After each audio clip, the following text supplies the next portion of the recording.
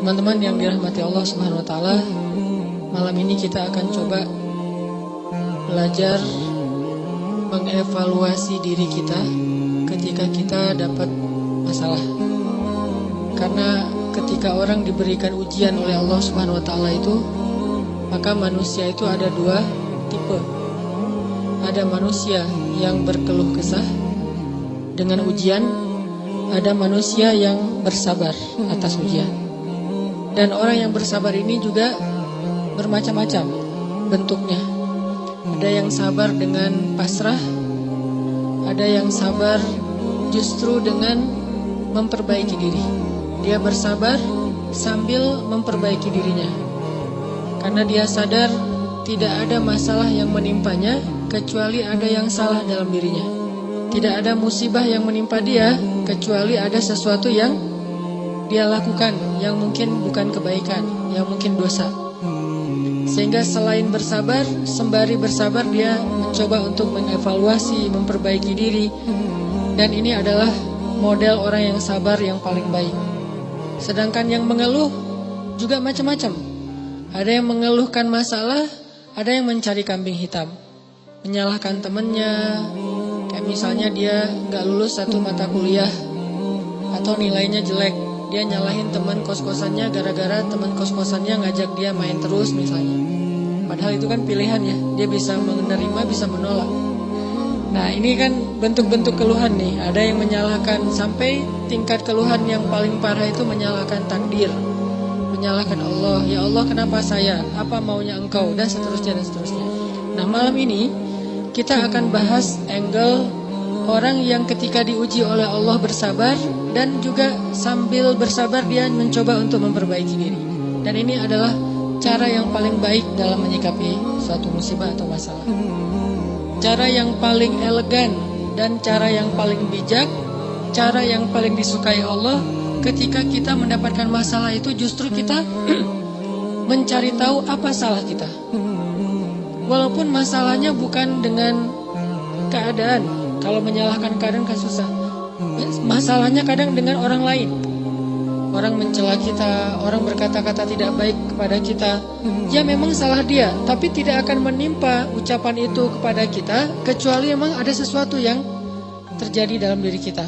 Ada sesuatu dosa yang pernah kita lakukan. Nah ini namanya belajar bersabar sambil mengevaluasi diri. Bahasa fikihnya muhasabah diri.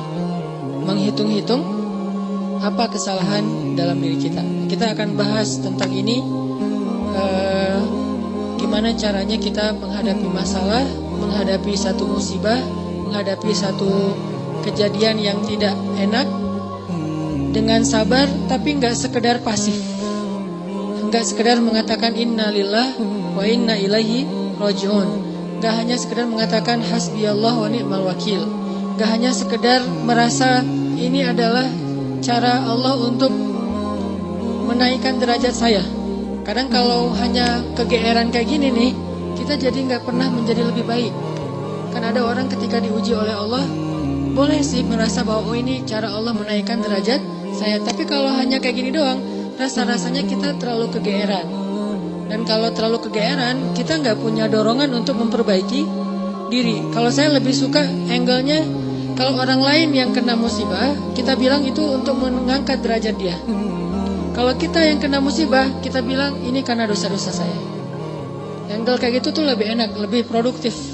Daripada dibalik, giliran kita yang kena musibah, kita bilang emang Allah tuh yang pengen ngangkat derajat saya, makanya dikasih musibah. Agak GR ya. Giliran orang lain kena musibah, lo sih banyak dosa. Nah, ini nih, sering ada judgement kalau orang lain. Coba dibalik, judgementnya ke diri sendiri, ke orang lain tuh husnuzon. Ini lebih enak nih, makanya hadis-hadis penyebab terjadinya musibah itu kan banyak. Coba kita pilih beberapa hadis, satu kita berikan untuk menilai orang lain, yang lain kita ambil untuk menilai diri kita. Nah ini beda nih standarnya. Kayak tadi, kalau orang lain yang kena musibah, kita husnuzon, Allah lagi pengen dekat sama dia. Kita husnuzon, Allah pengen menggugurkan dosa-dosa dia. Kita husnuzon, Allah pengen mengangkat derajat dia. Kita husnuzon, Emang orang yang paling dicintai Allah itu biasanya dikasih banyak ujian. Gitu husnuzonnya. Kalau orang lain yang kena masalah atau musibah, jangan tuh kan, saya bilang juga apa, itu gara-gara dia dulu zalim sama saya, sekarang dibalas sama Allah. Jangan gitu. Jangan kegeeran bahwa itu karma ya, gara-gara dia pernah nyakitin kita, sekarang dibalas sama Allah. Belum tentu juga kayak gitu. Kegeeran kita tuh kadang-kadang bikin kita jadi gak pernah belajar. Merasa udah baik, walaupun dalam kondisi yang paling sulit juga merasa udah baik. Begitu dikasih musibah, wah Allah kangen sama saya nih. Harusnya ke orang lain kayak gitu tuh. Begitu dikasih musibah, wah Allah pengen menghapus dosa-dosa saya. Bagus, gak salah. Cuman kalau keseringan, ini namanya GR. Proporsional gak kalau kayak gini terus? Harusnya jangan hanya ini, diutuhkan juga dengan satu angle lain, yaitu angle, oh saya ada salah, oh saya ada dosa, oh saya ada yang keliru. Makanya datang musibah itu tidak akan terjadi musibah kepada saya kecuali karena kesalahan saya sendiri.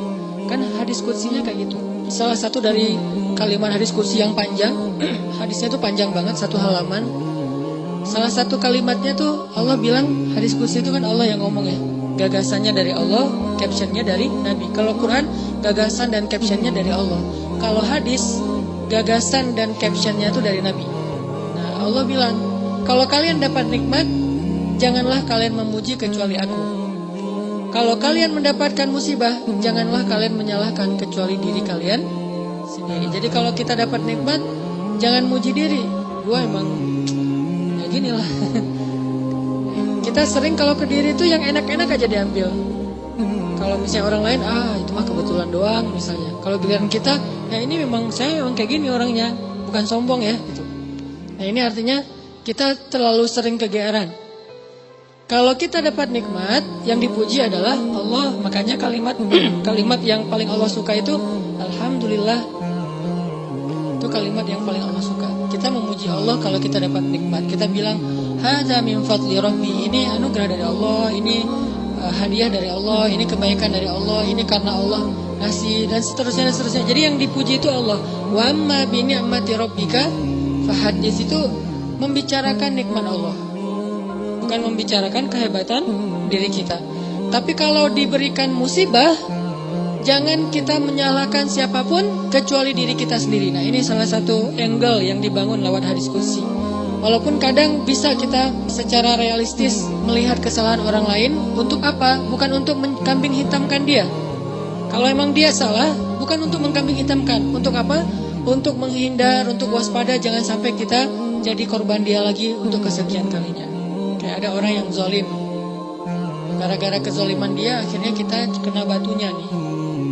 Ada orang yang dalam satu tim misalnya gak jujur, akhirnya kita kehilangan satu proyek, satu usaha kita tuh bangkrut gara-gara dia gak jujur. Memang dia yang salah. Salah satu yang salah itu adalah dia.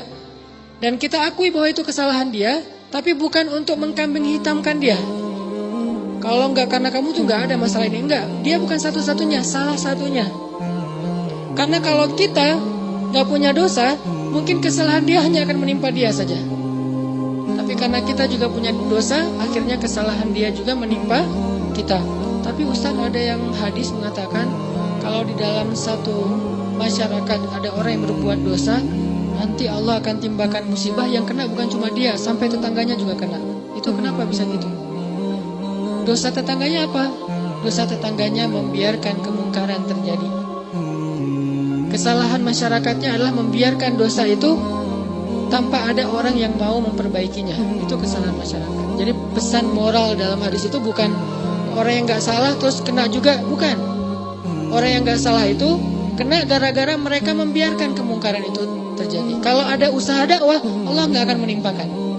Kalau ada nabi, kalau ada dai, kalau ada ulama yang berdakwah untuk mencegah kemungkaran di situ, maka Allah tidak akan menimpakan musibah itu kepada mereka. Kenapa? Masih ada dai. Sebagaimana Nabi Lut, ketika Nabi Lut masih berdakwah, Allah nggak akan hancurkan gunung di Sodom. Allah suruh dulu Lut keluar, baru dihancurkan. Kenapa? Karena masih ada yang berdakwah. Kalau Nabi Lut tidak berdakwah, walaupun di dalam negeri itu ada orang soleh hidup sendiri dan tidak mau berdakwah, maka Allah akan menimpakan musibah dan mengenai orang soleh. Kenapa orang soleh kok kena padahal dia nggak berdosa? Dosa dia adalah membiarkan kemungkaran, tidak berbuat apa-apa. Kita bersyukur juga ada ulama-ulama yang bersuara untuk kemungkaran. Itu salah satu alasan mungkin Allah masih menahan musibah atas negeri kita. Kalau mereka tidak menyuarakan kebenaran dan mencegah kemungkaran, mungkin dari dulu kita udah kena musibah-musibah yang besar. Kalaupun ada musibah-musibah kecil, ini mungkin lebih kepada hikmah yang lain, bukan hikmah karena Allah pengen mengazab bangsa Indonesia.